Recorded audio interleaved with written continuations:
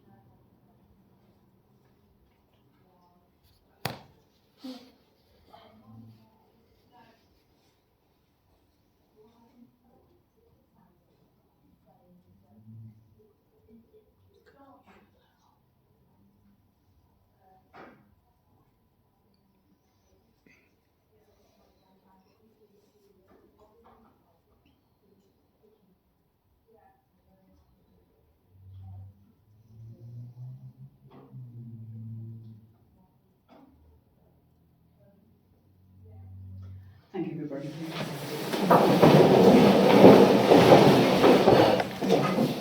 Okay, the first item on the agenda, apologies for our absence, is received corporate acceptance and apologies. I've got Councillors Had Eunice and Councillor Showkat Ali. Oh, sorry, yes, and I'm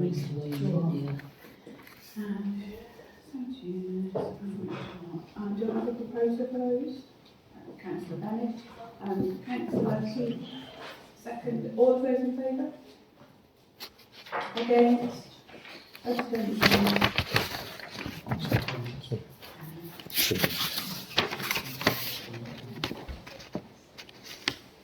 Okay. Second item, public session. So this is an opportunity for members of the public to raise awareness of issues or to ask the Parish Council to consider items for a future meeting for a period of 15 minutes. Each individual will have 5 minutes maximum. Bill? Yeah, I just want to comment that, over the last few years there seems to be a desire from some of this council for special meetings, referendums. I mean, we had a referendum, I think about 2.5% turnout. Those silly games waste money and does nothing for the residents of our community. And I would urge all people to oppose that in future. On tonight's agenda, item C25-128B is a tax-paying resident, someone who was on this council previously, and someone who did the finance portfolio of Hadley Leegomery. To say you don't want finance committees is absolute rubbish. Members need more scrutiny of finance, not less. I'll give you an example. In 2012, when George Osborne got in the cuts, I was doing the finance of Hadley Leegomery and I looked at everything. One of the things I found was that interest rate borrowing that came from Shropshire Council to Hadley Leegomery was much higher than Hadley Leegomery's. And I checked it through and I found that at that point in time, Shropshire's interest payments were 1.8% higher than Tulbridge's. And they carry that on right through. If you work it out, that cost them about 30 grand in the last 12 years. What's happened to Shropshire Council recently? They're almost bankrupt. So half that loss was from no scrutiny of capital borrowing. So I would totally oppose it, and I would urge all members not to vote for getting rid of it. The next two items 129, 130, when somebody is elected to a council, it's irrelevant what their status is or family connections wants to do. If the public believe that a family is dominating, then the public has the right on the ballot box to do something about it, but you can't change the rules. How could the officers run something like that? I mean, it's just silly. And item 132, I say, that ain't an item for an extraordinary meeting, that's for a general meeting. I've got to say that I'm disappointed in some people in the council. I think they need to grow up and be sensible and work together for the better of the community. Thank you. Amen. Thank you. Any other members of the public that would like to speak? Mr. Savage. As many of you know, I track and publicise the crime statistics about Hadley and Leegomery. I've been doing it for 3 years since I returned from the Middle East. Every month month on month, violence and sexual crimes are the top crime in our parish.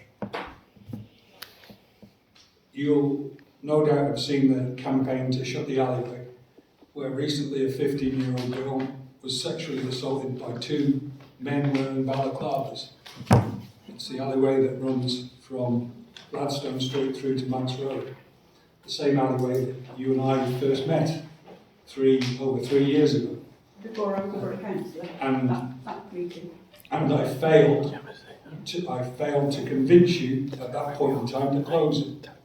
And since then, numerous incidents have occurred in that alleyway: drug taking, drug dealing, alcohol, it's being used as a human toilet. And now, 3 years after that event, a 15-year-old girl has been sexually assaulted, whose life has now changed forever. In those crime statistics, I check where those crimes take place. There's never been a crime reported in this parish hall, ever. Not in the last 3 years.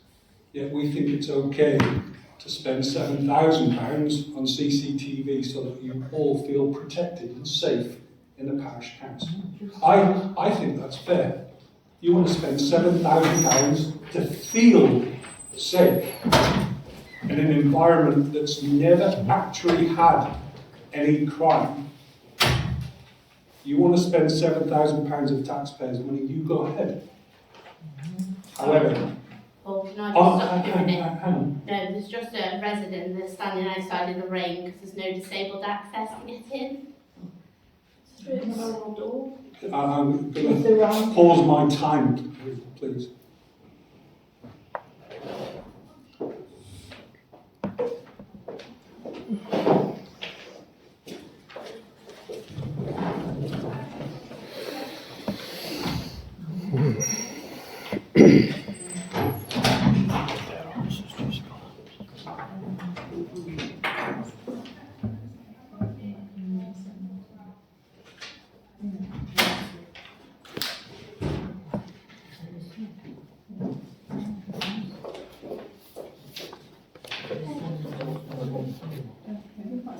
Can I continue?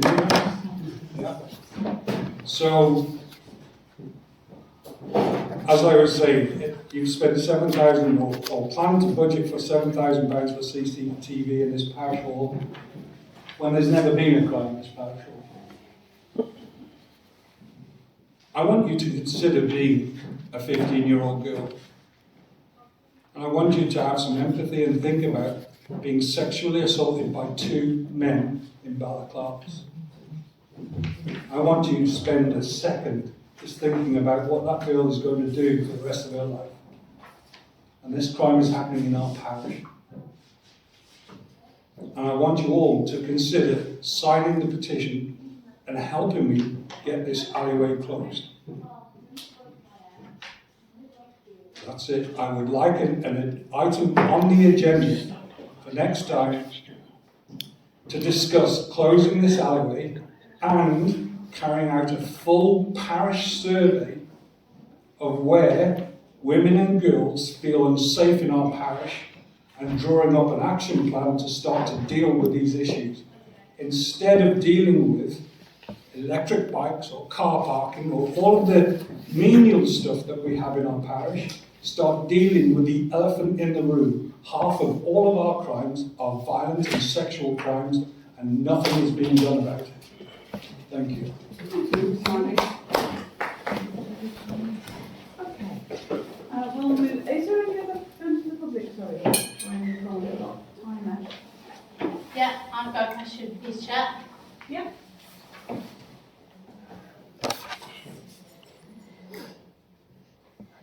So, to Chair and Council, with the reduction in meeting frequencies, does the Council agree that holding private group meetings to predetermined votes, especially...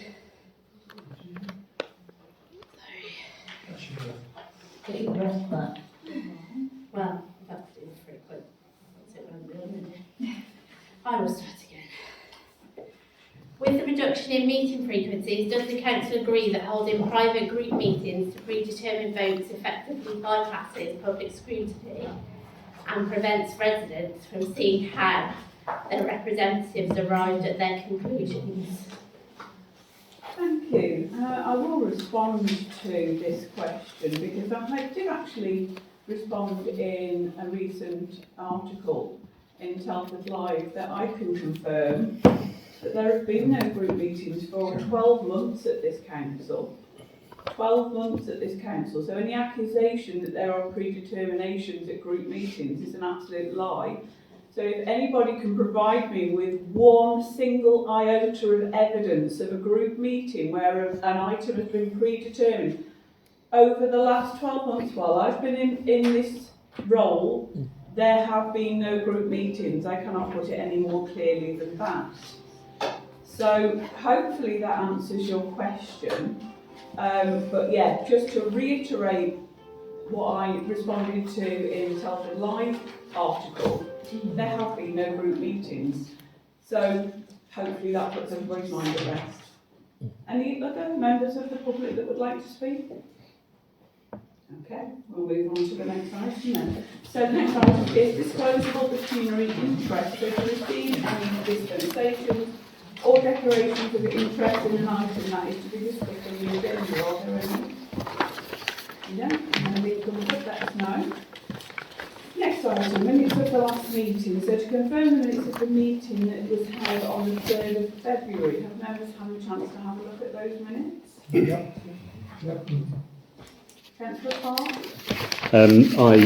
In that meeting, I did raise that the vote for one of the financial items had been called incorrectly, but there's no mention of that on the minutes. Councillor Parr, if you recall, we responded to you on that and clearly explained that that item had not been moved on. You know how an item is moved forward or backwards in an agenda, and that was simply not the case.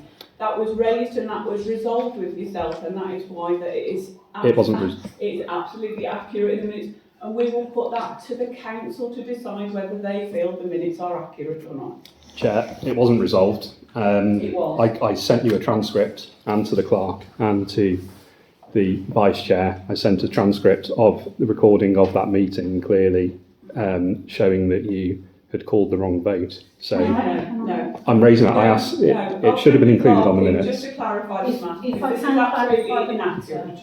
It's The not. chair was discussing an agenda item. She never moved an agenda item forward. Therefore, we were always addressing the agenda item in question when we took the vote. I can read out that. Points, Councillor Parr? I can read out the transcript. Councillor Parr, we do not need your transcript. We are talking about the minutes. You've made your point. Okay. The council will decide on the minutes. But we have made it very clear that the agenda item had been announced.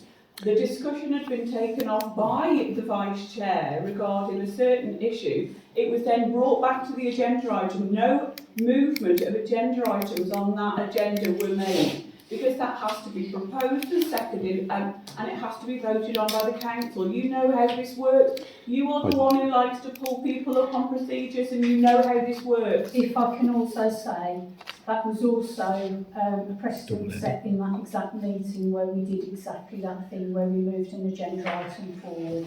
So in that case, we were still talking about the agenda item in question. As you know, people talk all the time.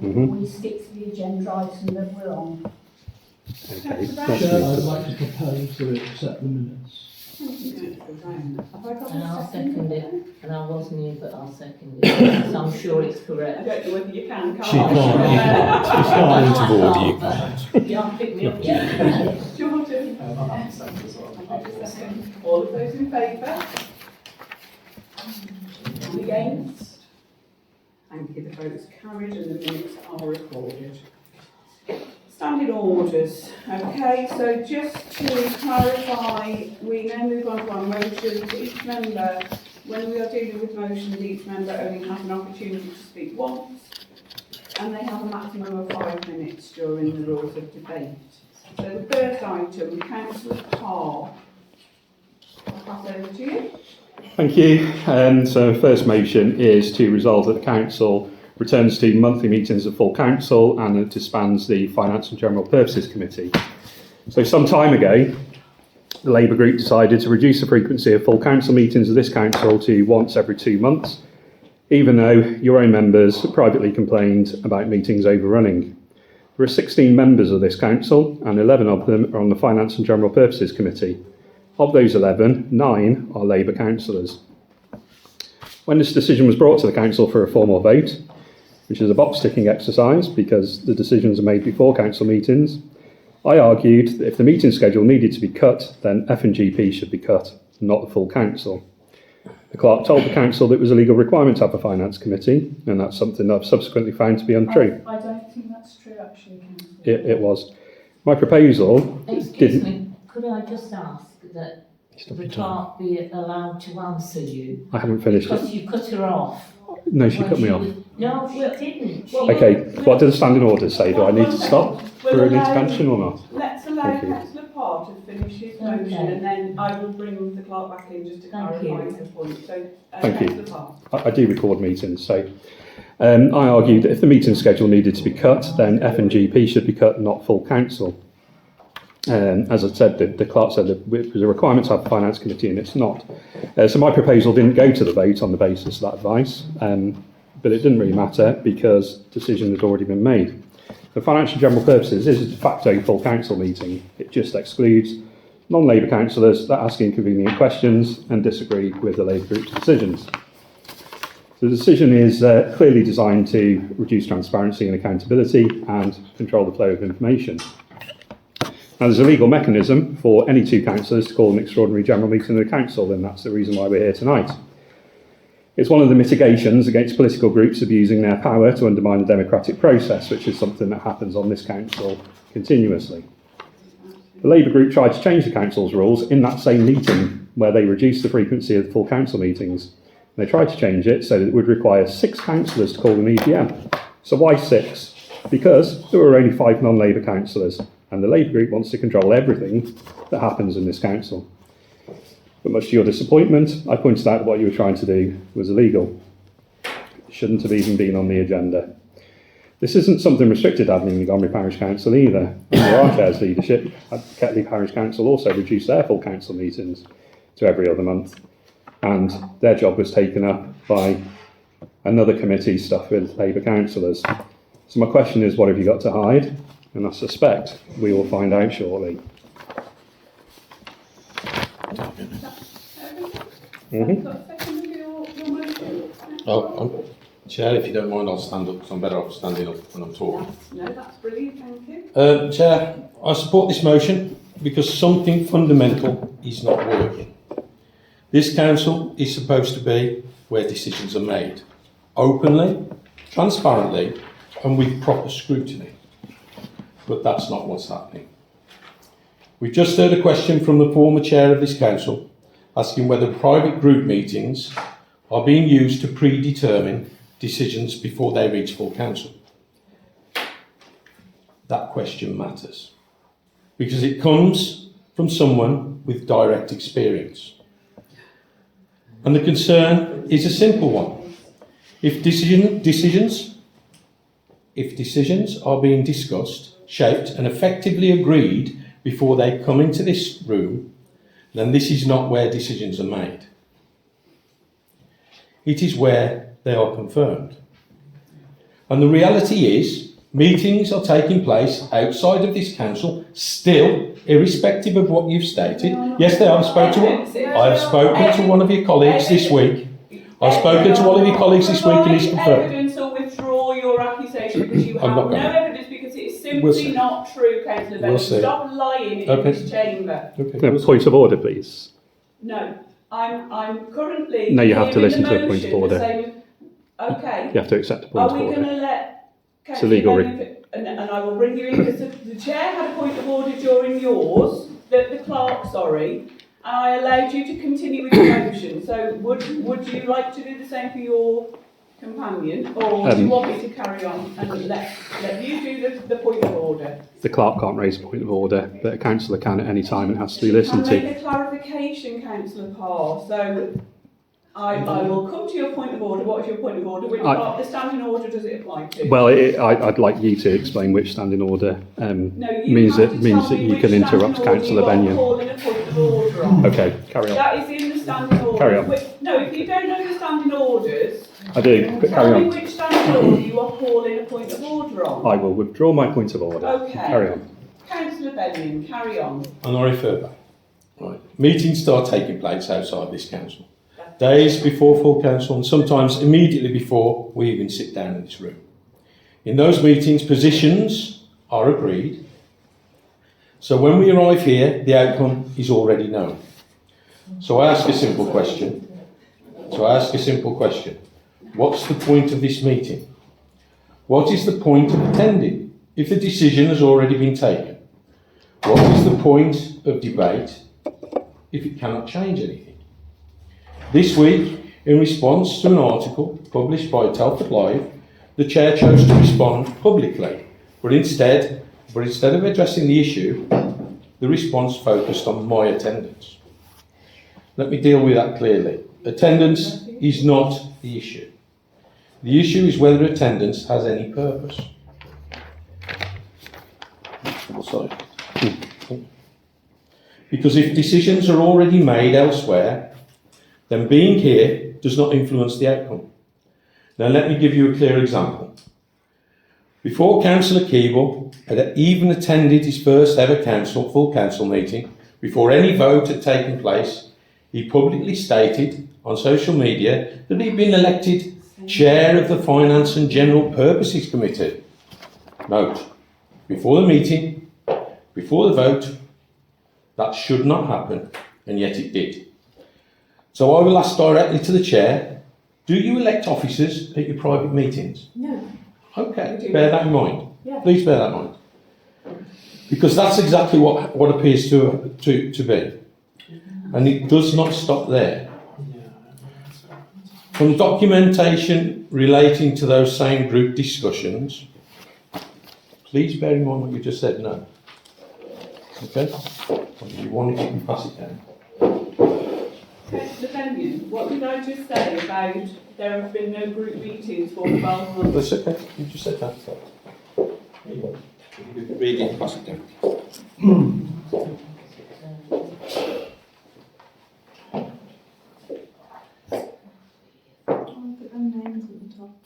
From the documentation relating to those same group discussions, I'm handing around an excerpt from the Labour group minutes. And within that document, it is recorded that Councillor Usman Ahmed withdrew his interest. 20 seconds. And that Councillor Eileen Kalia was elected chair of the council. Not nominated, not proposed, but elected. By the group. And that chair of the council. Forward, You were elected. No. You don't get elected I'm until not the going to argue council with you. meeting, Councillor Benyon. I'm afraid you just And don't that was understand not the in this basic rules room, of council that was in meetings. a private group meeting. Gosh. So by the time this council came to vote, That's 5 minutes. Okay, your time is up. Thank you. Thank you, Councillor Benyon. I will move on to the well, debate. I'll tell you what, no, it's not a problem. That is. I'll move on to the debate.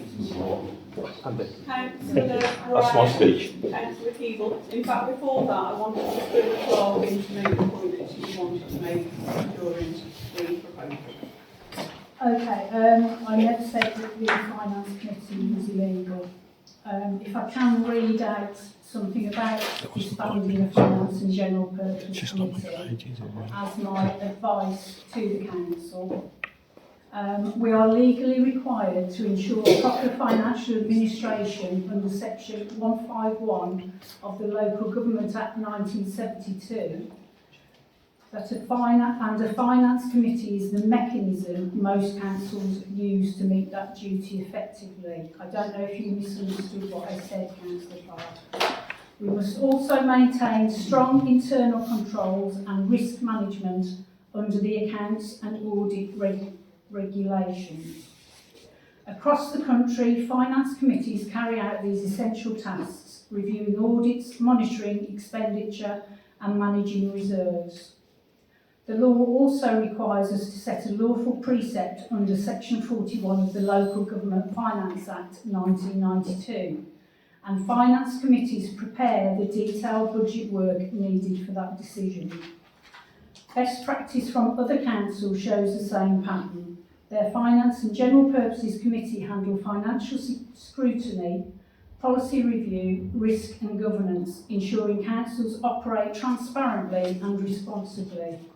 Removing our committee would weaken oversight, increase risk and burden full council meetings with technical work that they are not designed to manage. For these reasons, keeping the Finance and General Purposes Committee is not just good practice, it is essential for lawful, accountable and effective governance. I strongly urge you to keep the Finance Committee. Thank you. Councillor Brown.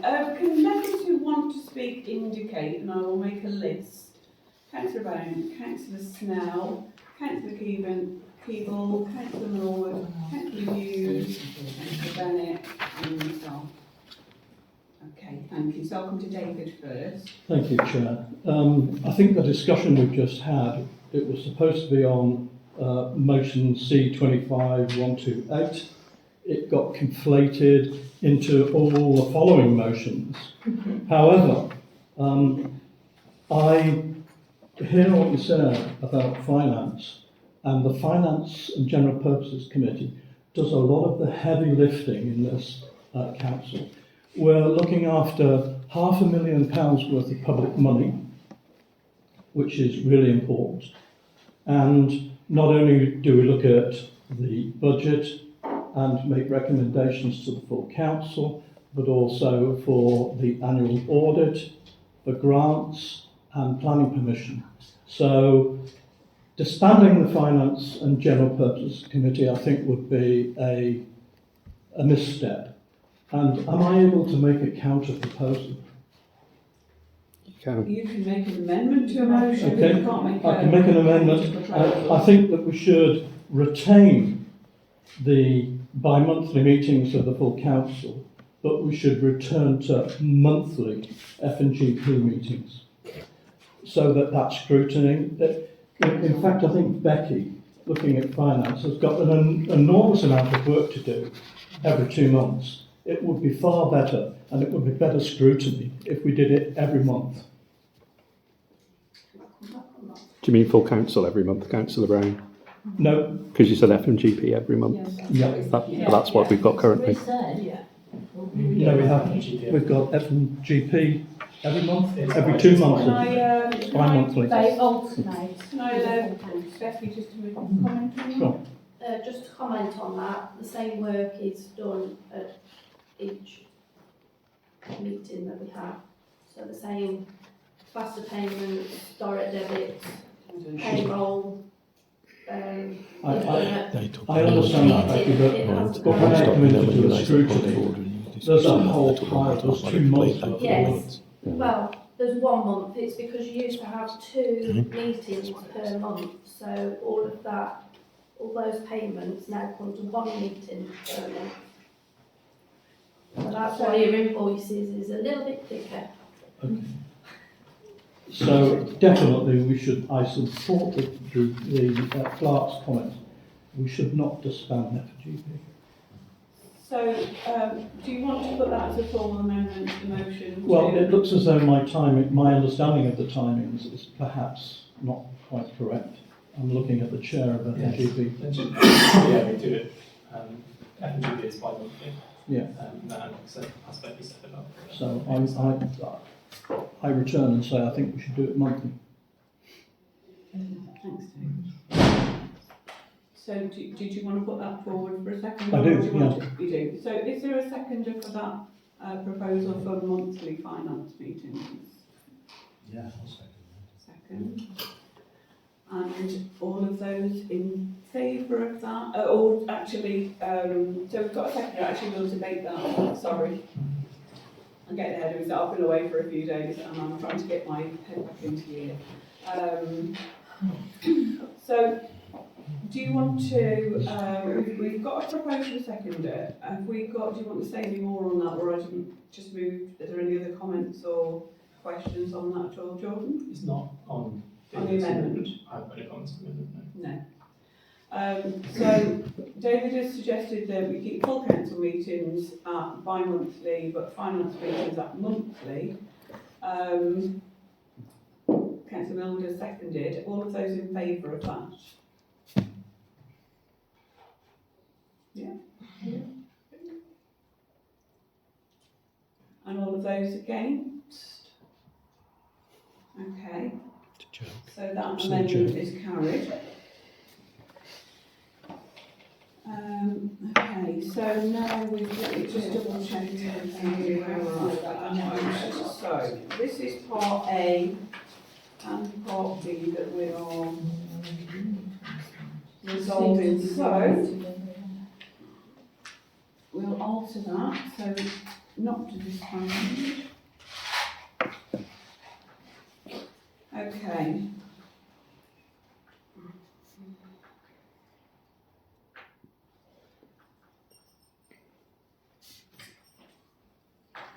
Makes it very difficult on the motion, Councillor Brown, because obviously Councillor Parr's motion is to disband finance and general purposes altogether.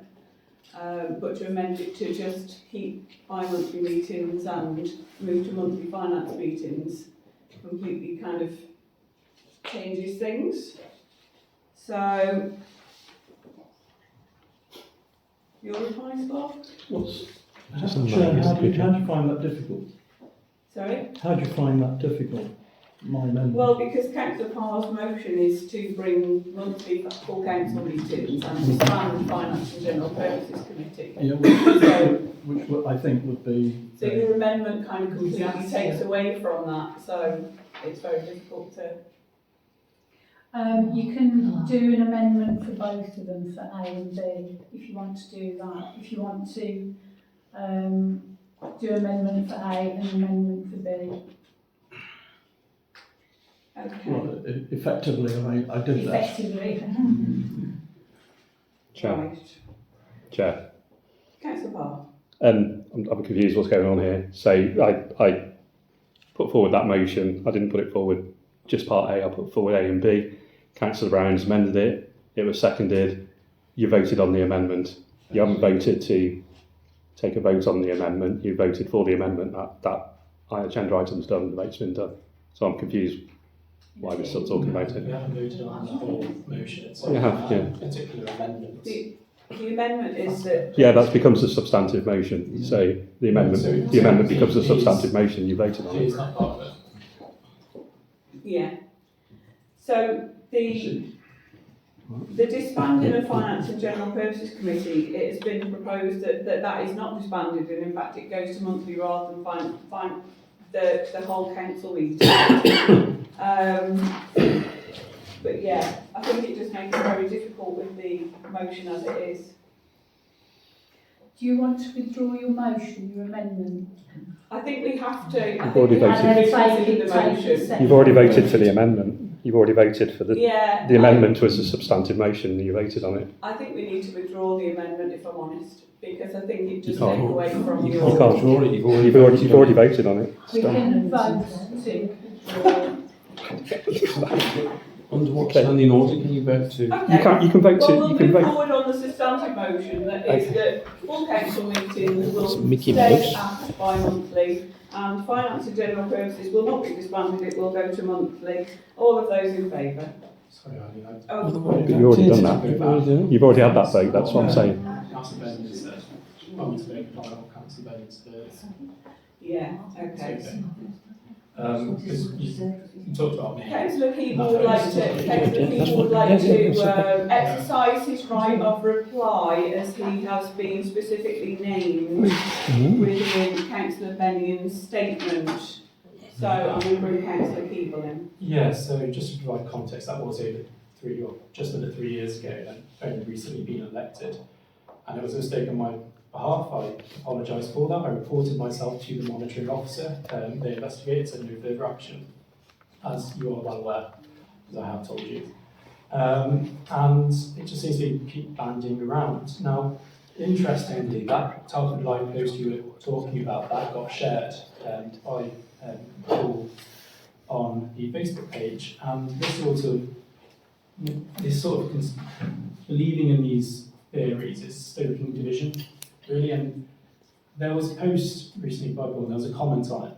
Okay, in this comment, I'm not going to go all into it, but towards its end, I'm going to be verbatim now. He says, corruption at its finest. In places like Russia, they purge by killing dissidents.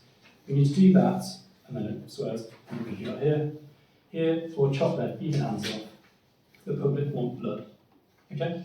So these sorts of comments that you're making, spurious accusations, are feeding that directly from one of those things. Okay? Now, I believed Paul earlier in you believe in the safety of people in this parish, and I genuinely think you've got that sort of at your core. But this sort of division, that comment's not been taken down, that's still up there.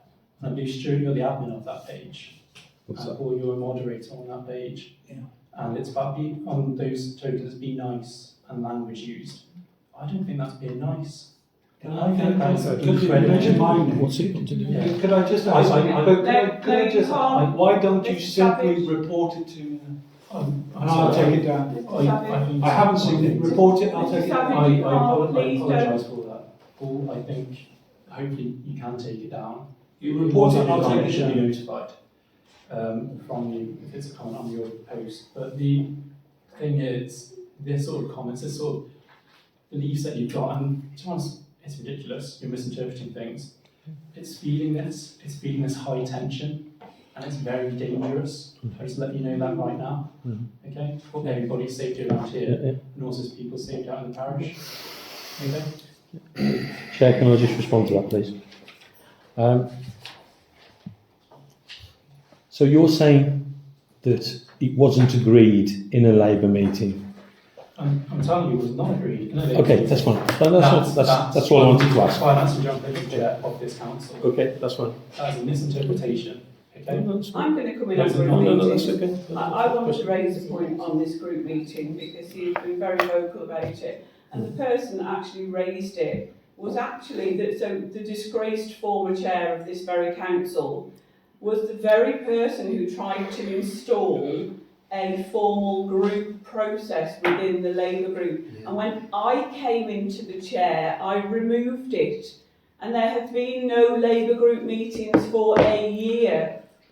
Okay. So that person who is sitting here tonight trying to hold us to account, I will not be held to account by that particular person. Knowing what I know about that particular person and why I'm no longer chair of this council. That particular person was the person who tried to install a formal group structure, and it was my taking that to our CLP that had that removed. So I will put that on record for you now. I'm still making a point, thanks Councillor Parsley, you can put your hand down for a moment. So on group meetings, and the ridiculous article by Councillor Benyon regarding group meetings. As I said in my response, and have said on multiple occasions on this evening, this group has not met outside of this chamber in 12 months. You can't ban us for talking to each other. Your insecurities, Councillor Benyon, I'm afraid are not our problem. You have attended barely any meetings, yet you say that you are excluded from decision making, and that is simply not the case. You're excluding yourself by not turning up and putting yourself in the seat that the residents elected you into. Stop trying to put that responsibility at the collective feet of this council and simply accept that you are not going and sitting in your seat. I know you have had very good reasons for not being in your seat. But you just need to be honest about why you're not here and understand that conflicting responsibilities affect all of the members of this council, not just you.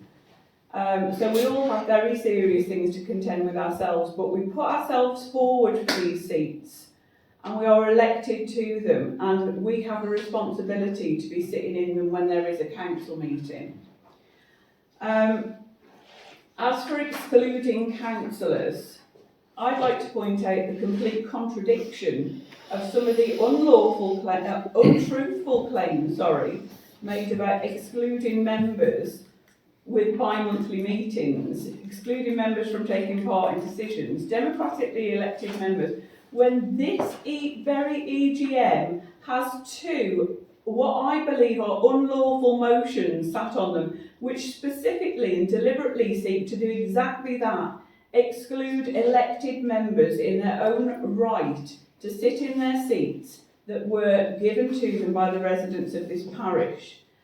So why is it that there's two particular councillors that like to create all of the negativity around this parish? Because they're not happy with the democratic decision of the local people. They're against democracy, they are against fairness, and they should apologise for this abuse of their positions for their own self-interest. Chair, I'm going to leave, but I'm a senior manager with BAE. You don't have to say anything to leave. And one thing as a senior manager, I will tell you what. When you lose trust, you lose everything. You've lost trust. I don't trust you. I don't believe a word you say. I will call you a liar in front of everybody. I think it's a lie. You are saying. Well done. Chair, we can only discuss things that are on the agenda, and this isn't an agenda item. I'm going to bring everybody in because I've got to bring this back again. This is a very difficult meeting for me, and people can sit here and they can judge and they can laugh and they can think that this is a funny situation. But this is a very stressful situation to be in, the situation that we're in currently. So if I do slip up, I apologise, but I am a human being the same as the rest of you. So please, let's have just a little bit of decorum within this chamber, because what I am seeing is a despicable show of people making political points and not actually putting the benefits of this parish first, which is happening regularly. So I apologise if there are any slip-ups. If people think that that's not good enough, I apologise in advance. But I am a human being, and the stress that has been put upon this parish is absolutely unbearable sometimes, simply for trying to deliver for this area. So I will move on. We are still debating the motion, okay? So I'm going to bring in the people that had put their hands up previously. I'm going to bring this back on track. Which motion? Chair. Can I just ask which agenda item are we on? Which agenda item are we on? We're on your motion. Which one? The first one? We're on your first motion. It's done. You voted on it. You can't debate it. We haven't voted on it. We voted on the amendment. Yes, and that's the substantive motion. Can we ask the clerk to clarify that the amended motion is substantive? We are now going to debate the amendment. It's been voted on. It hasn't been voted You debated before you voted. Councillor Carr, I'm going to ask you to stop, otherwise I will ask further members to stop hearing you in this chamber. So I'm going to move on to the debate. We have heard from Councillor Brown, we have heard from Councillor Keeble. Did you have, because yours was a response, do you have something to add to the debate, Councillor Keeble? I don't have anything further apart from the fact that finance and general purposes, as already has been said, is a good mechanism to ensure their scrutiny, proper financial scrutiny of this council, which we do. Okay, and it's just carping from the sidelines, to be honest. It's just, it makes you lose the will, really. I'm second by staring, but that's all I could say on this motion. Chair, can I just say one thing? Just Smell. I think it's ground to cover here, if you'll forgive me. You've got 5 minutes. For the benefit of the public, there's 3 independents sitting here, and we're not in a group. Four. People keep forgetting that. Yeah. I do The apologise. stats were wrong as well. There are 4 of us, but whether there are meetings outside by this socialist group or not, when we get in a meeting, we have a fair debate, and people put forward motions, and we all have a great discussion about them, and we reach a conclusion. I've been on this council now nearly 7 years, and I can't think of a single resolution or of matters concerning the parish where one's political view came into it. I just can't think of a case. Now, we've had some right loyal battles over finance, as you would know, and ex-councillor will know, but all that's gone and things have got resolved. I think one of the major issues is, are we covering the business in the meetings that we do have? Now, I can't answer that, but it might be a good idea to record just how every meeting does last, so that we can decide, at a future date what course to follow. But anyway, I'm not particularly against the resolution. I'm fairly neutral. Provided we meet regularly, that's all I care. And I really don't want to get further into the debate. Thank you, councillors. Now, Councillor Melwood. Thank you. If I could go to the second part of the Finance Committee, I would go back to the outside audit we had over 12 months ago, and that cost us how much? A lot of money, of residents' money. It's democracy. And we found, It's democracy. yes, absolutely. Democracy. And we found to be fully compliant. And it also said that there were some minor observations and recommendations that had been implemented, but it said that the Finance and General Committee is best practice because it's long-standing, it gives public scrutiny, and it is open to people to see all the accounts. It's open, and no deal is done behind closed doors because different councillors have to verify each transaction. It's open to the public, so therefore that's why I supported Councillor Brown. I believe, because I'm a traditionalist and I'm possibly the only real Hadley lad here, that it's been that long that we've had a Finance General Purpose Committee and we should keep it every month.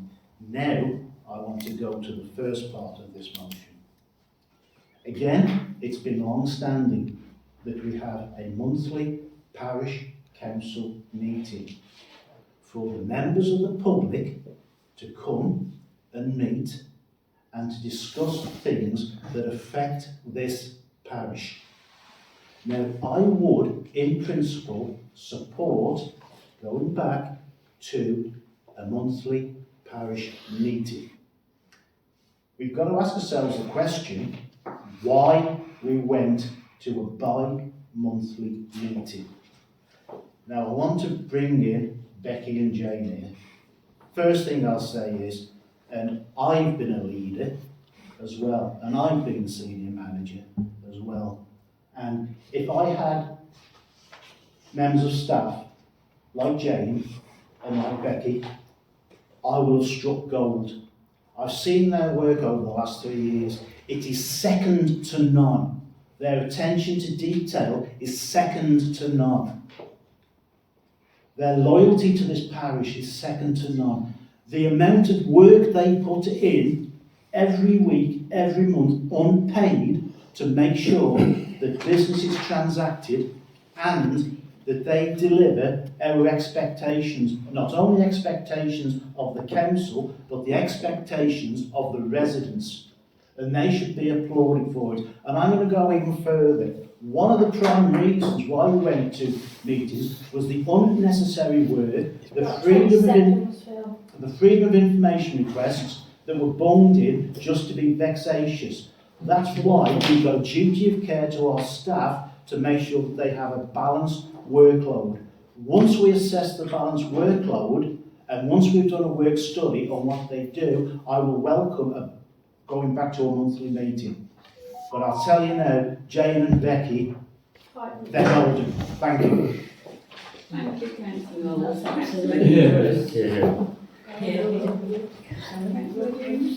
Well, I just feel very sad. I have no motion.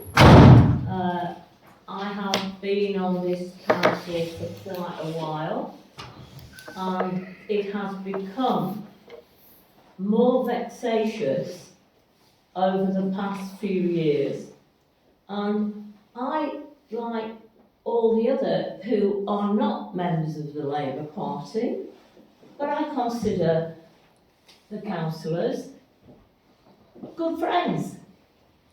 We meet, we talk, and we're not standing in a corner saying, oh, I don't want anything to do with you because you're on the other side of the spectrum. No, we listen to each other, and that's what it's all about. We are people representing other people, and we care about them. And it's not ourselves. I don't want any grandiose position. I've just been in Australia for 2 months to stay with my daughter. I did it all properly. I got leave. Well, I've been back a while now, and now I do wish I'd never come back. I've never heard such nonsense as goes on in this room. And we are not here to persecute each other. I'm a Christian. I don't care what religion anybody else is, but very soon it's going to be Easter, a very important time for my Christian religion. And there's going to be, not celebrations, not till Easter Sunday, because on Good Friday, the man that was guiltless will be crucified yet again in the hearts of those who follow him. And, what are we doing to each other here? We're human beings. Get a life and live it. That's what all I've got to say. Get a life and live it, but live it with care for other people. I care for other people. I'm well known for it. People will tell you I've had to miss one of my favourite meetings in the church to come here tonight. And so important did I feel this was that I had to set up other people to take my role. And I felt very guilty about that, to be honest with you, but I felt that my place was here because I was elected, and this is not the first time I've been elected, to serve the people of Hadley and Leegomery. And that's what it's all about. I'm sorry, folks, sitting out there, that's what we're elected to do. And that's what we try to do very hard, indeed. And, all this carping and carrying on, it should be done away with. I'm sorry. Thank you, Karen. Councillor Bennett. Yeah, obviously, I don't agree that we should disband finance in general for it's absolutely bizarre. But I'd just like to make a point. You keep going on about 9 Labour councillors. I'm an independent councillor, so if you could please stop doing that. Yeah. 9 out of 11. I'm sorry, I haven't said anything like that. I don't know what you're talking about. You said from over there. You said 9 out of 11. That was me. It was you. No, it wasn't. Oh, I'm glad we've got the recording. That's okay, feel free. There's 2 recordings. And my other point is... I'll accept the apology when you realise. I'll have yours. Can I carry on speaking now? Carry on, Can you by all stop means. interrupting me? It's very rude. And obviously we're all sat here tonight for an EGM, and that just goes to show, should there be any urgent things that arise that need to bring us to this table to discuss, it can be easily done. So why we need to ruin the structure of the council already is beyond me, and it just seems, well, the whole agenda seems absolutely pointless. But yeah, that's all I have to say. Please stop calling me a Labour councillor. Thanks, Councillor Bennett. And I want to say something. I've you got a point of order, Councillor Paul? No, it's not a point of order now. I move that the question be put, Chair. Sorry? You brought me in, I move that the question be put. No. You can't say no if it's seconded. Well, I can. You because second that I proposition. haven't You had can't. my say on the motion. Can you check so with the clerk, I please? think the chair can say whether the motion has been fully debated or not, whether they consider the motion being fully debated or not. I don't, because I haven't said what I wish to say. So I am going to continue to say what I need to say. So it comes down to whether the chair considers whether the debate has been completely debated or not. So I'm going to have my say. I've got my name down on the list, so I'm going to say it. So, you would think that you would welcome all comments on this. You've got an extraordinary meeting, so you'd think that you would really welcome all comments on it, Councillor Parr. So, the new structure, in my opinion, has worked well. This is not about diary preferences, but rather about good governance, staff capacity and the quality of decisions made on behalf of residents. Local government can be complex. Every report that is brought before us represents hours, sometimes weeks of officer time, so consultations, legal checks, financial planning, risk assessments, and officer time spent turning items into deliverable projects for the community. Compressing that work into a 4-week cycle is not without its consequences. So monthly meetings mean that officers are in a permanent reporting loop, leaving less time for them to actually implement the decisions that we make at this council. This was what was happening previously, and I can think of numerous items on the council that were brought previously that were never actually delivered. Decisions made, no action whatsoever. This resulted in accuracy being breached. If this was changed back over, this would mean less accuracy, less compliance, less efficiency. It is not the responsible thing to do, getting rid of a finance committee with the scrutiny that delivers and the transparency that it delivers. It is not the responsible thing to do. Bi-monthly meeting strikes a good balance. It allows us to scrutinise regularly, gives officers time to deliver the meaningful progress between full council meetings. It supports both transparency and operational effectiveness. In fact, this very meeting demonstrates that we don't need to return to monthly meetings, because look how easy it was for us to meet when there was a desire to do so. Now, I want to address the complete falsehood that has been raised publicly and repeatedly, the suggestion that bi-monthly meetings was designed to exclude particular members from decision making. Let's be very clear. No member has ever been excluded from taking part in full council. Every member has the same opportunity to attend, speak and vote on all items, unless they have a conflict of interest or a pecuniary interest. No one is shut out, no one is silenced, the doors are open and the chairs are there for you to sit in. The papers are published and the public gave you your seat to sit in, but participation does require your attendance, and you cannot participate if you do not turn up to sit in your seat. It is difficult to accept claims of being excluded when those very same members were actually offered to be included on committees and specifically said, "I do not wish to be involved in any committees. Take me off them." So to top this off, councillors who regularly don't turn up for meetings, so that makes it very difficult for them to take part in decision making. So how are they going to make monthly meetings if they can't turn up bi-monthly? This council meeting schedule must be based on the needs of the organisation, not individuals. We have to consider staff capacity, quality of decisions.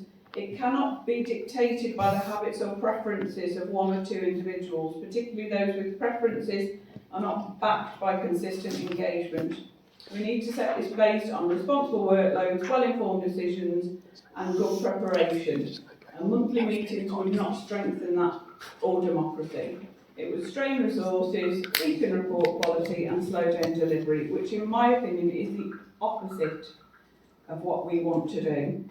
But I think it may be what the opposition would like us to do, because it doesn't deliver for the local people, but it does prioritise political theatre. Thank you. Chair, can I just have some redress with regards to that? Because I think it's only right if you're referring to myself and the reason. But you looked at me and you were making reference to the fact that yes, I did say I don't want to be on the committees, but there was a reason for that. And you full well, if you'd have read the rest of the response out, no. You'd have read the rest of the response out. You didn't ask me, nobody asked me. You did what you've done with everything else, which is to predetermine. No, it's Right, you not came and said, Andrew Benyon will be on this committee. I'm gonna Never stop asked, that now never asked. Because you haven't got And I'd asked also the clerk to record, if you could make a recording, please, in the minutes of Councillor Clear's comments, just all of it, right? Because I have evidence that it's incorrect. I've written it down, Councillor Benyon. I want it in the minutes. I'd like it in the minutes, please. So that they've got it word for word. I'd like it in the minutes, please. It's written down. I will supply it to the clerk. I'd like it in the Now, I'm minutes. going to side you because you don't have the That's floor fine, currently. So I'm going to move on. However, we've got the substantive motion, which now reads that the council meetings, the full council meetings will remain monthly, and that Finance and General Purposes Committee will be bi-monthly. Full council will be bi-monthly, and Finance and General Purposes will be monthly. Councillor Parr, you have a right to comment at the end of the motion. Would you like to? The only thing I'll say is, as former Councillor McClements here said, shouldn't get rid of the Finance Committee because the council needs more scrutiny, which becomes increasingly evident as time goes on. The best way to scrutinise the council's work is through a full council meeting where all members are able to scrutinise the council's work every month, not to increase the frequency of the Finance and General Purposes Committee that excludes some councillors, compounding the issue that the motion was supposed to address. But as I said, the decision's made already, isn't it? So Right, let's move on. So we'll move to the vote on the substantive motion. All of those in favour? And those against? No abstentions, thank you. Okay, we'll move on to the next item, which is, again, motion from Councillor Parr, item C25 129.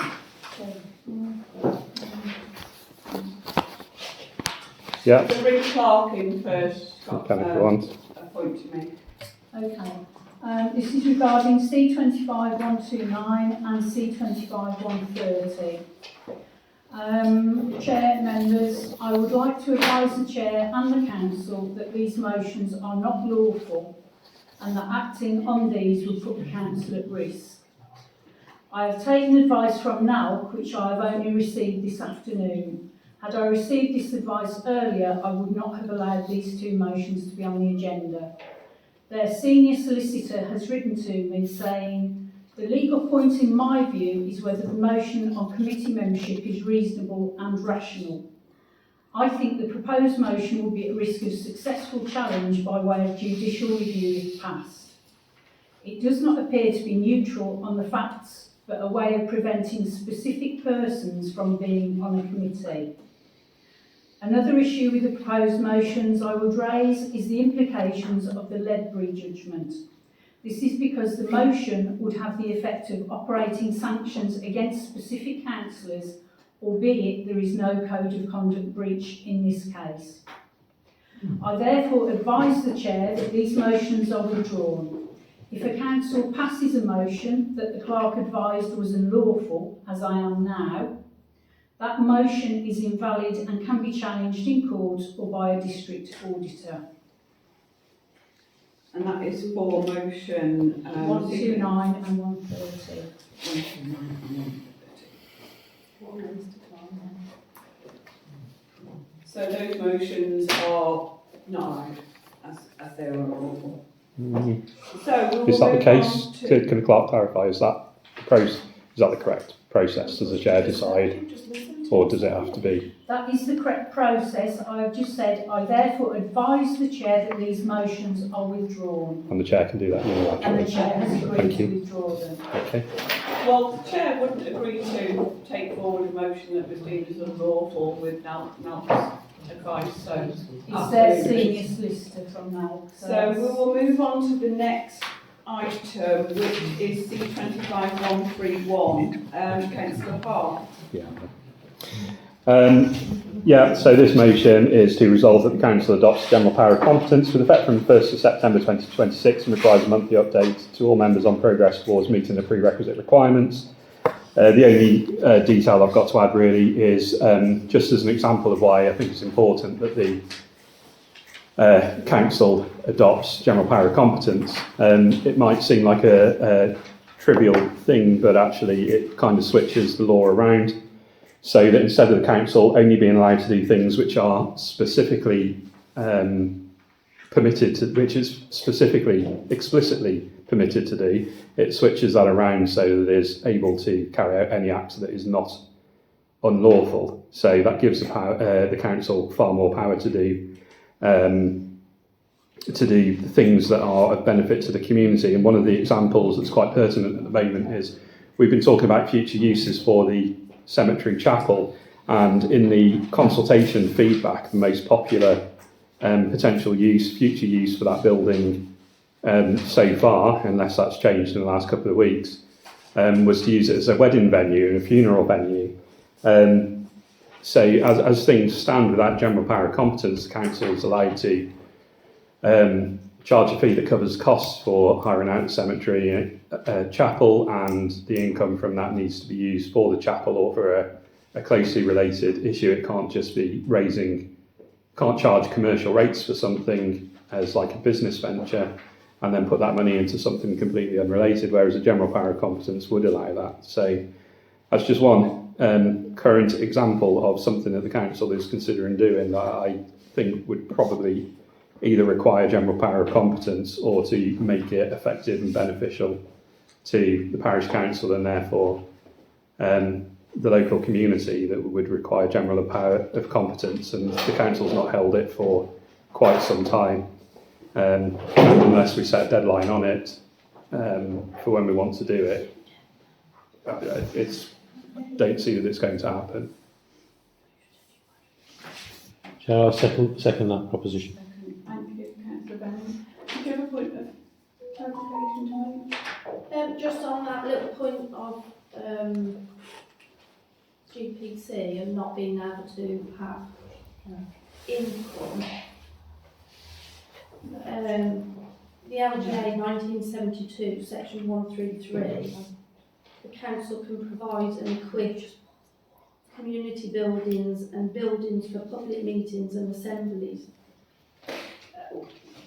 We can hire these out, I'm not quite sure why you think we need GPC to be able to charge the use of hiring out the room of the building.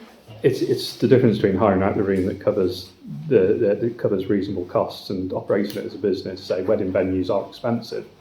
You know, something like that as a private venture, you would pay many hundreds of pounds, possibly more, to hire out that sort of venue. I don't think the parish council would have the legal power to do that, to operate it as a business venture in that way. Well, I disagree. I think council have legal power to. It's not for a public assembly. You would benchmark the commercial rates that everybody charges, and you would charge the same. Not to do so would be financially irresponsible. Okay, so we've got a proposer and a seconder. I'm going to put it out for debate. Does anybody wish to speak on Councillor Melwood? Yeah, especially on the chapel. It is very difficult to open up the chapel to ceremonies, because you have to remove any sort of religious connotation, such as stained glass windows, such as altars, such as pews. Now, one of the things on the chapel especially, and I'll come back to, could you turn that phone on, please? Turn it down, yeah? Well, turn it down, please. It's annoying. Councillor, she may have caring responsibilities. And Have you ever thought about that? Excuse me, we can't have disruptions from the public gallery, even if it is a mobile phone. We do ask that you turn them on to silent or...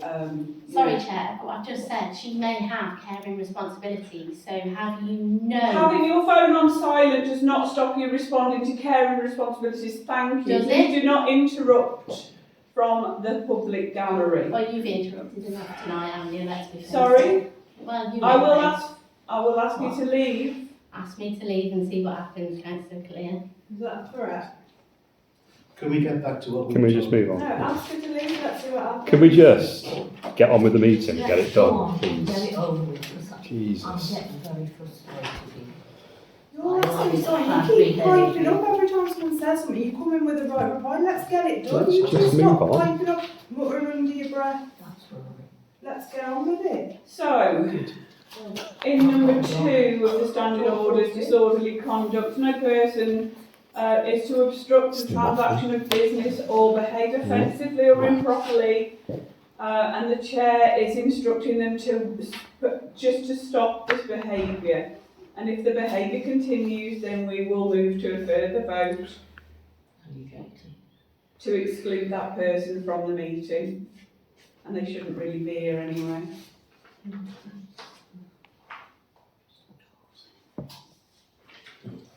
Okay. Anybody else wish to go? Phil, I'm sorry, you were rudely interrupted. Yeah, I'll bring you back in. literally We'll start your time again because I don't think you quite Literally got just to. 2 sentences on it. It is very difficult to actually open a venue up to any sort of ceremony because you have to remove religious connotations from it. And this is the research. And this is what I found out since all the chapel open days. And I have to say that, to be really brutally honest here, it's the same old faces that turn up to do things in the cemetery, with the allotments, with anything that's going on in the parish. It's the same few faces, plus my faithful dog, who are doing all the work. And I do object to being held to account by people who don't put in the effort. Thank you. Thank you, Councillor Millwood. Anybody else got any comments on power of competence? John? I would like us to put this chapel issue on one side because we all know that every aspect of it is under study at the moment and nothing has been concluded. So I'd like to be pushed on one side while we vote on the resolution. Thanks, John. I mean, I did want to just say a few words on this, but if there's anybody else that wants to speak, is there anybody that wants to speak before me? David, Jordan? Yeah, I think this general power of competence came out of the Localism Act 2011. We need to look at it in a little bit more detail because it talks about eligibility requirements. So is there an ulterior motive behind this? I don't know. No, just needs to be done. I agree with David, it needs to be looked into further as to full ins and outs of it. I did see some of the benefits, had a little check of general power conference earlier. They gave examples of provisions for youth clubs, and we've already funded youth clubs in our capacity that we can, and also taking on community centres. I think we will cast our mind back to Leegomery, we have taken on a community centre sort of as an area. So I don't see the necessary need for this, to be honest. I think we're already acting competently. You know, that's just my 2 pieces. Thanks, Jordan. Just on this for myself, obviously we recognise the potential benefits of adopting the general power of competence. But currently I don't think we're in a position to actually support this motion anyway. As Councillor Paul should be aware, there are key statutory requirements in adopting the general power of competence, which is that the council have a clerk who holds a certificate of local council administration, SILCA. So alongside that, the other eligibility, which is the right number of elected councillors, which we have. At present, the council does not have that, so we don't meet the criteria to actually pass this motion anyway. As in such, resolving now to adopt the power of the general power of competence on the 1st of September is preempting that the clerk will pass her SILCA, which I'm sure she will, but it's premature, and I don't think the council is being responsible in passing a motion that we don't currently meet the criteria for. So there's an expectation that if we pass this now, that there would be the necessary qualification obtained within that specific time frame. which we can't guarantee. So although I very much hope that it will be, but also to paint this as an idea that Councillor Parr thinks the general power of competence is a good idea. This is something we've been talking about for quite a long time, so this isn't a new idea. I'm quite surprised that it's been put forward in the form of a motion. We've talked about the clerks working towards their SILCA qualifications for quite some time, basically to try to make sure that we work towards those general powers of competence. So it just seems like that we're jumping the gun. Until the clerk has passed SILCA, we cannot adopt this motion.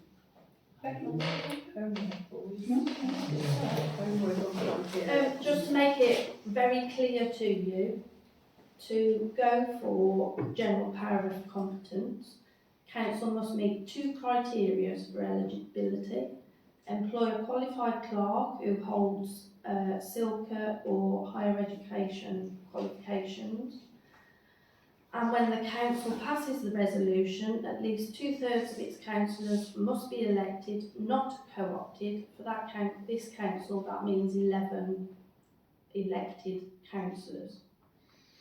My point for this is that has got to be in place before you can even bring it to council and make a resolution. So, that's part of the Localism Act 2011, sections 1 to 8, Parish Council's General Power of Competence, Prescribed Conditions, Order 2012. You have got to have those in place before you can even bring the resolution to council to adopt general power of competency. Councillor Parr? I don't recall it being discussed in any meeting that I've been at, so I don't know if it was a while ago or if it was just in F&GP instead of full council. No. But in light of what you've said, I will withdraw the motion. So, can I say something, please, Chair? Absolutely. Becky and I both sit in SILCA at the moment. We've been doing it for quite a long time because it takes over 200 hours to complete. Both Becky and I have used our holiday time to do the qualifications in. It has been paid for by the council, which has gone through the books, and we both currently have it being marked. So you should have general power of competence by May. great. Thank you very much. I mean, I would just like to say we could possibly have already had this in place. Did we not play these games at council all the time? Yeah. I'll do somebody else as well. So, I'll move. Did you want to come back on the actual motion following the debate, Councillor Parr? I withdrew the motion. I withdrew the motion a few minutes ago. You've withdrawn the motion, okay. Yeah. Thank you. Okay, the last one is Councillor Parr again. I'll hand over to you. Second to last. This one is to agree locations to request new grip bins and agree the council's position on funding them.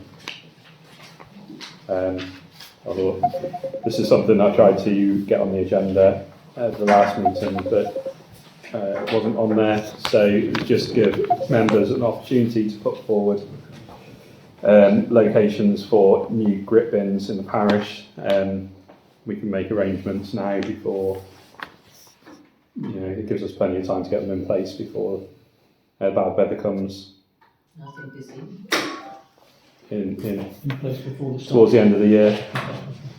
So the only one that I've got at the moment is Mance Close, which there is no grip in there at the moment. I think that was supposed to have been ordered, We've but already got a grip bin on that. there isn't one in Mance Close. I've been. Before we move on to that, though, Councillor Parr, oh, sorry, are you still reading out your motion? No, I was saying I've been to Mance Close. There isn't a grip in there. There used to be. No, but it's been it was ordered. removed. Okay, it's not there at the moment. No, 'cause it's I'll second that motion. It's seconded. Thank you. I'm going to open it up to debate. Are there any comments on grip bins, please?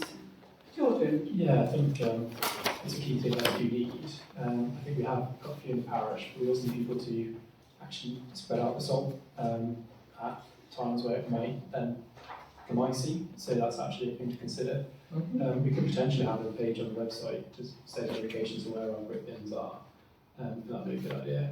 And then prior to the storm or potential cold weather coming out, we could say just be aware people that it's going to be icy, and then try and get our snow wardens. I think it is important, Chair, because my late husband was. I'll have to stop you there, sorry, because it's Jordan's turn. Yeah, I think the main reason why is because there were complaints about I think Hadley Leegomery Primary School, but there's actually a grip bin just next to the bus stop, next to the overpass. So in reality, that probably needed to be straight and put out there. Any other comments on grip bin? Yeah, I was going to say this. My late husband was a snow warden for many years before he died, and we had a grip bin that he ran up about himself, and it was placed in Heatherdale, because of the fact that Leegomery Lane is right behind my bungalow, and in this weather it gets iced up, and children go up and down it to school, and they could quite easily slip, and people like me walking my dog could also quite easily slip. So I never found it, we didn't find it that difficult to get one. We threw it on Telford and Wrekin, of course, but not on the parish. Thanks, Karen. Jasmine? Yeah, I mean, I feel like it should be up to the public to decide where they want Where they want their grip bins, yeah. So I was going to say perhaps we need to put some contact to the public via Facebook newsletter, other means, maybe a box in the community centres where people can say where they'd like to have a grip bin and reevaluate. Because obviously the weather's going to be picking up now, so it's not a time limited thing, I would say, in my eyes. I know it's quite chilly at the moment, but we're heading into spring, summer, so I think we should get some feedback from where people out in the parish feel like grip bins needed. I don't feel like it's something that we should dictate. Any other comments?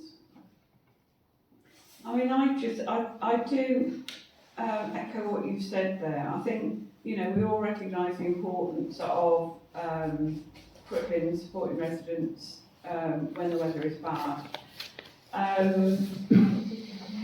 I think this motion isn't necessarily very clear as to exactly what it would be asked for. So we're being asked for a suggestion of locations, a list of locations, and how we're going to fund them. But I don't know whether that's we've already requested them. So. Clear. Well, I don't know whether that's clear in the motion as to what that funding aspect actually means.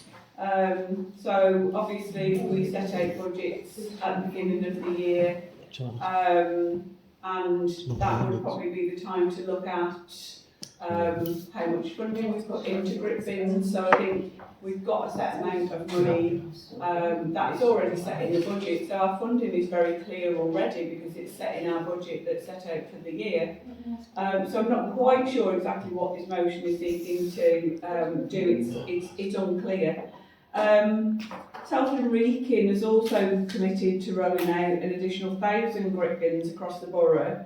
And obviously with the network of snow wardens that it runs, who are supplied with great and equipment to assist the communities during that severe weather. The existing provision, I think, should be completely considered before the council sort of commits to anything on a motion that is very vague. Determining future grip bin locations, I think Councillor Bennett has touched on this. I think it would be far more appropriate to engage with residents. For example, the Manse Close grip bin was raised during the bad weather by a resident with disabilities who asked for, he said there was no grip bin there, they were really struggling. We've got funding left in our grip bin pot for this year, which we thought would be suitable to use. And the clerk, I put the request in from the resident for their summer house drive and one at the back of Marlborough Road. Put the suggestions into the clerk, who can then use her delegated spend when there is a funding pot available already set out in the budget to put those bins in place for residents that had already requested them. But I do think other bins, we should be asking people where they want them, or we should be asking if we can get snow wardens and using that facility as well. So solely us making the decisions doesn't seem like the right way forward. I think residents are best placed to really decide where that those grip bins need to go. So I think we should do some engagement on that. So I don't think we've got all of the relevant information that we need. Budgets are set already as to what we would spend on grip bins, and we can sit here and decide where we think grip bins are going to go, but surely we should put that to the residents, see where they want them to go. So I just don't think the motion is Chair, Councillor Bennett said it's already been sorted. Well, I just want to know what meeting. Was it when I was away? When the budget was set, it was sorted. It was discussed, was it? I just want to know which minutes it's going to come into. The whole budget is discussed. I think he means the location. You're on about The location. in here you're asking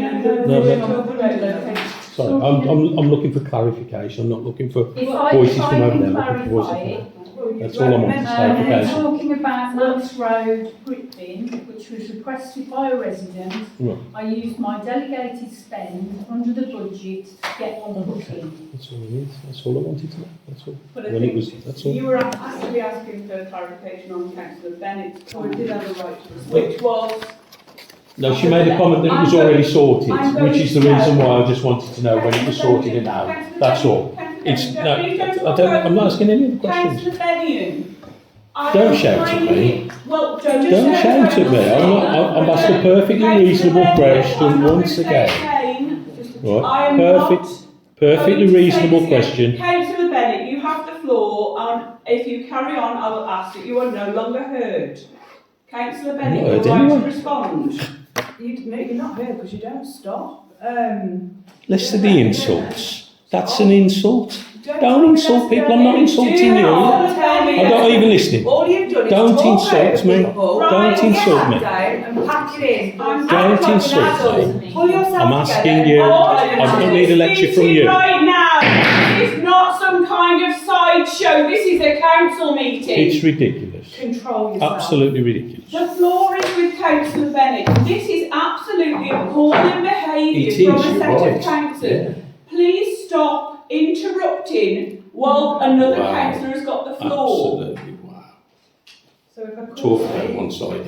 So I can't Councillor speak. Bennion, I'm going Your to... mate's got his head in his I'm hand, he's sat tapping right- you on the shoulder. Well, let's have some order. On standing order 2A, no person is to obstruct the transaction of business or behave offensively or improperly. The chair is requesting that this conduct ceases immediately, or I will move on, that they are ignored and that they are no longer heard in this meeting. Councillor Bennion, am I making myself very clear to you?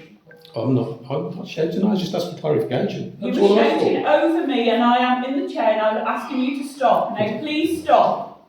If you carry on again, I'm going to ask you that you're no longer heard. Councillor Bennett.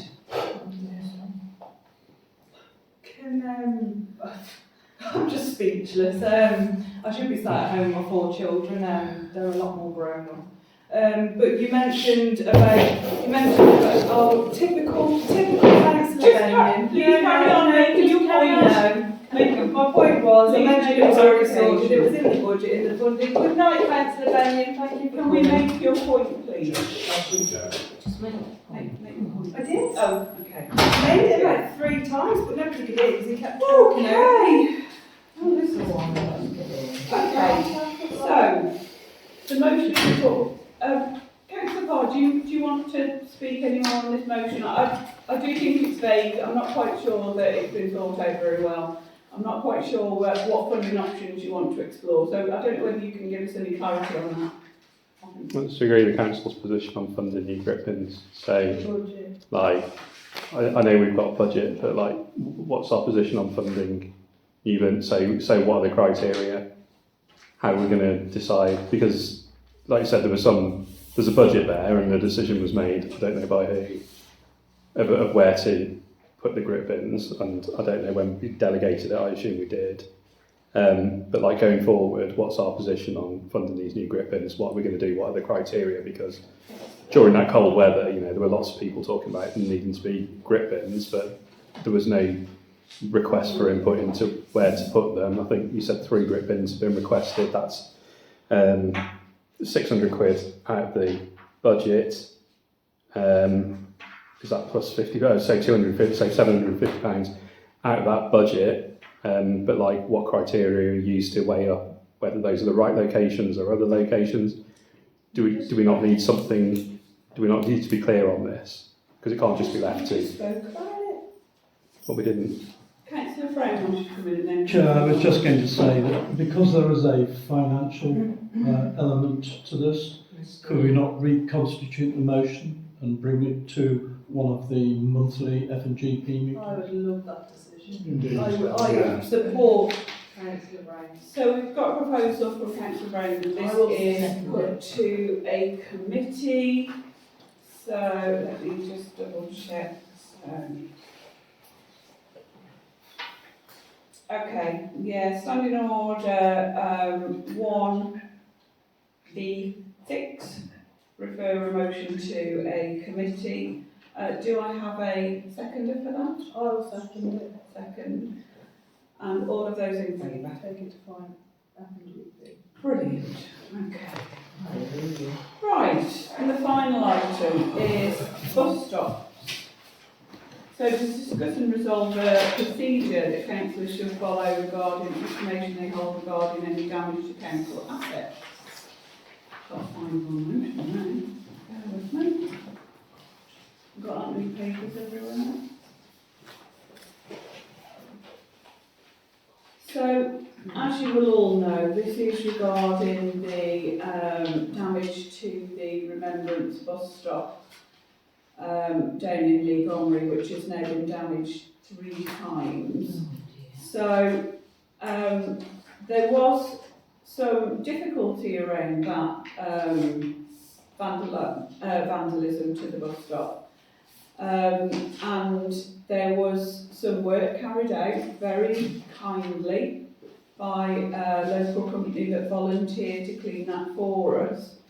However, it did cause some rather difficult issues for the local police, who were actually investigating that vandalism as an act of criminal damage. So, what I thought would be a good idea was to put forward a motion that means that we've got a clear process as to what we should do as councillors, or even, it would be good guidance for members of the public for how we deal with reported incidents of any damage to council assets or any vandalism.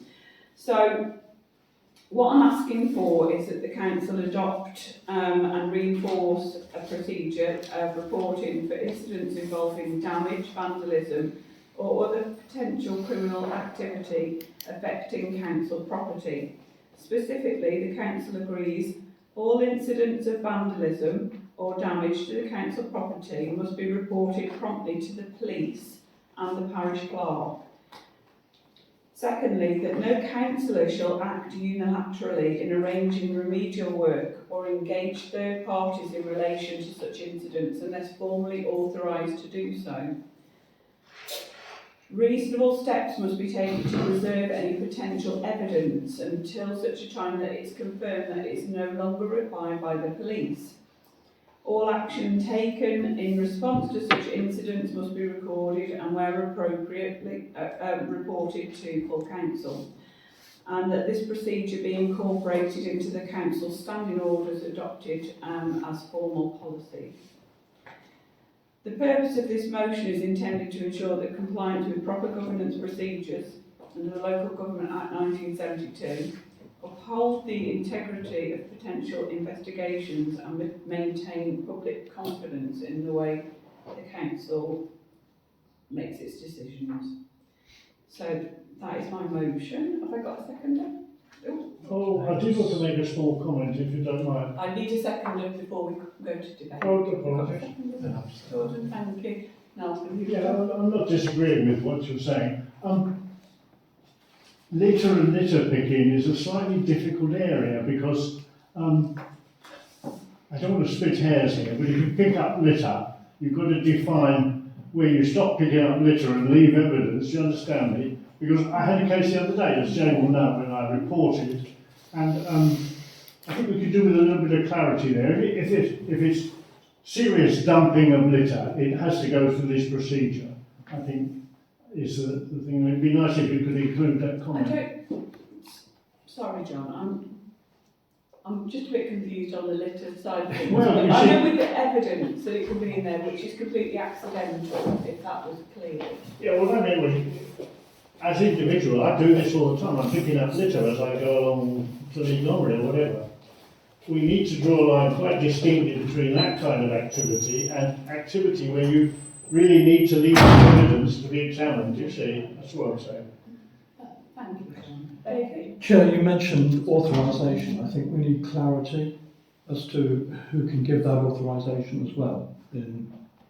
Yeah, absolutely. I think, which part are we talking about with authorisation? I mean, the basic factor of council is that no individual councillor is authorised to carry out anything on behalf of the council. So that's a basic rule. So authorisation comes from the right person making the decision in the first place. So decisions can be made by the clerk under delegated authority. The decisions can be made by the council at council meetings, or they can be made at one of its committees. Or they can be made by a group of councillors if they've got delegated authority to do so. So authorised means all of those things under the Local Government Act 1972. So as an individual, you cannot do something on behalf of the council or what could be seen as being done on behalf of the council, because that would be unauthorised. Hopefully that. Yeah, my suggestion was just making that clear when you add it to the standing orders. Councillor Parr. Councillors not instructing work on behalf of the council is already in law, and I think it's already in the standing orders somewhere else, so it doesn't need to be repeated. Obviously, this procedure can only apply to parish council owned assets, because the parish council has no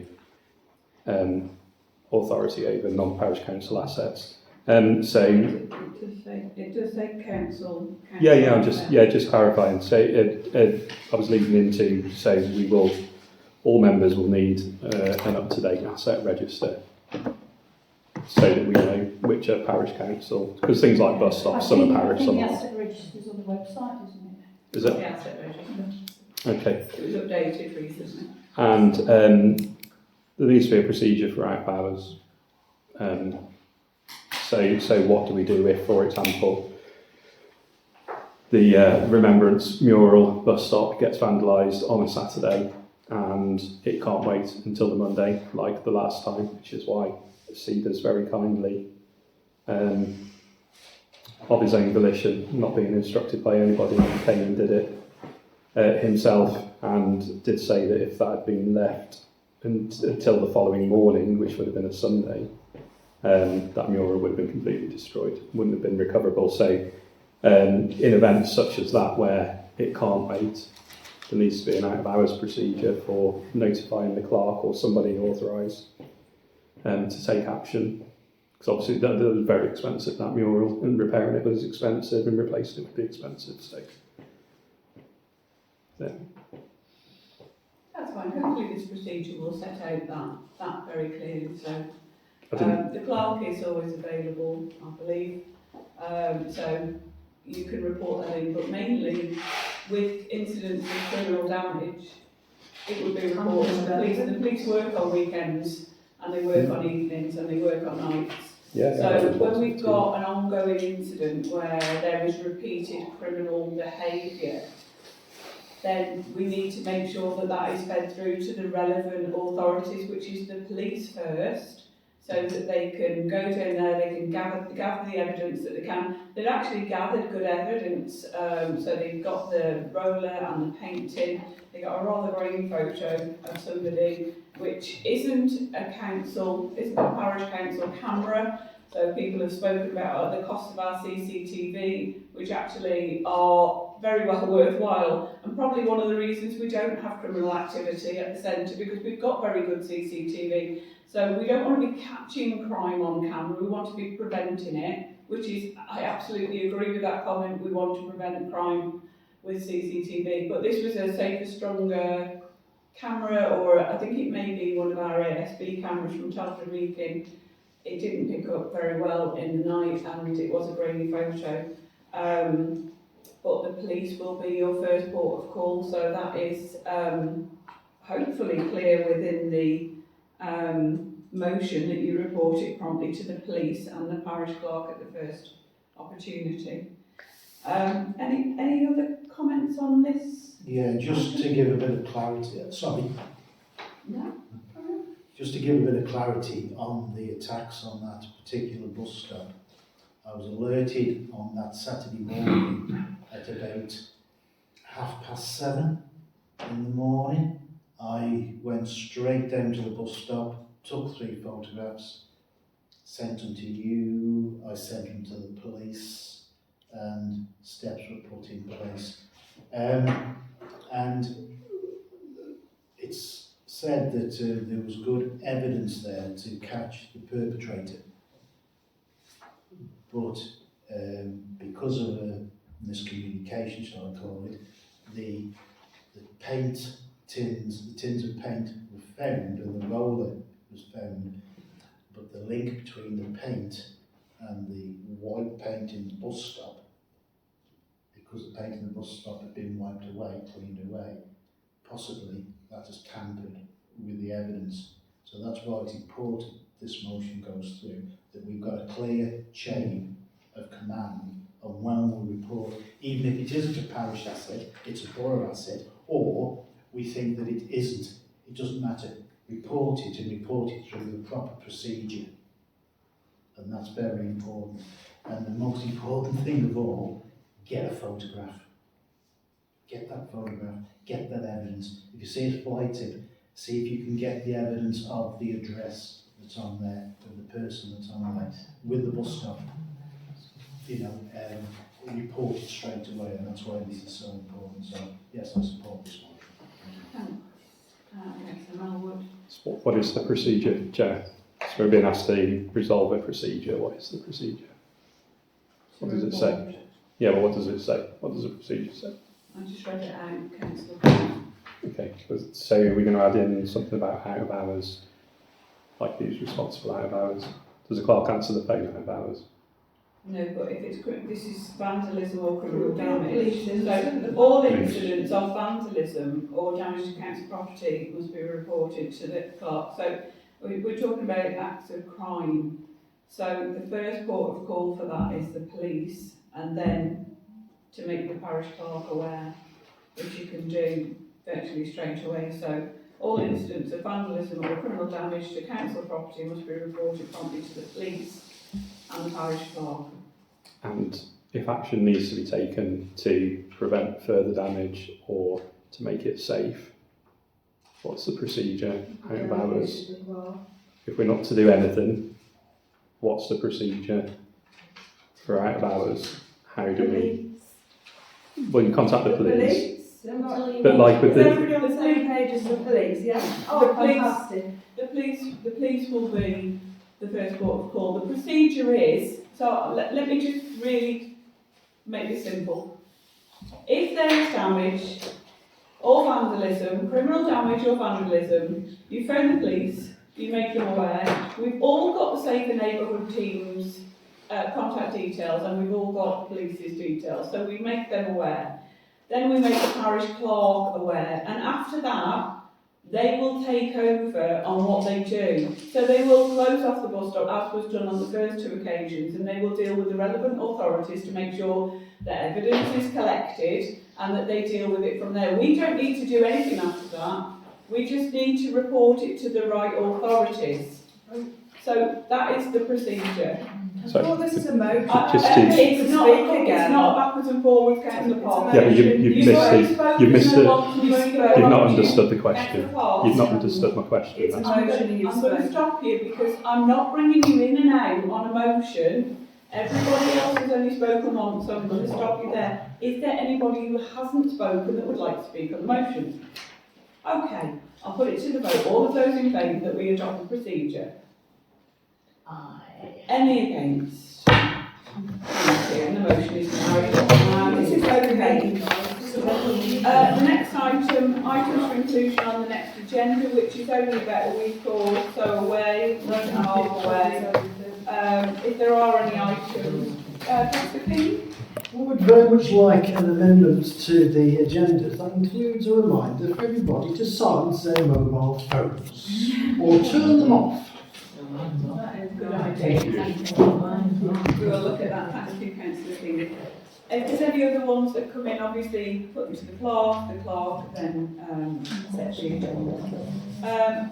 The final item, dates for the next meeting. So we've got events committee on Wednesday the 1st of April and full council on Tuesday the 7th of April, and I will close the meeting. Thank you. Thank God.